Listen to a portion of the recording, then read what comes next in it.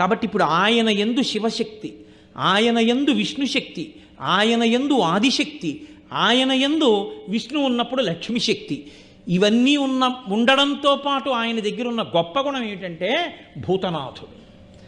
పరమశివుడు సమస్త భూతగణముల మీద అధికారం తను అయ్యప్ప ఇద్దరికీ ఇచ్చాడు. అందుకే మీరు ఎప్పుడైనా స్కాందం లోపలికి చూస్తే ఆశ్చర్యకరమైన విషయం మీకు ఒకటి కనపడుతుంది.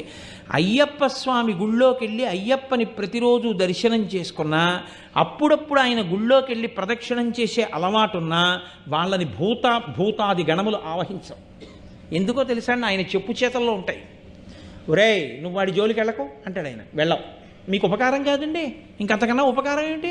వాళ్ళు వచ్చి మీ మీద పడిపోయారు అనుకోండి, ఎన్నుంటే మాత్రం ఉపయోగం ఏముంది? వాళ్ళు మీద పడిపోకుండా ఆయన కాపాడతారు. శివుడి తర్వాత శివుడెంతగా భూతగణముల మీద అధికారం ఉన్నవాడు ఆయన.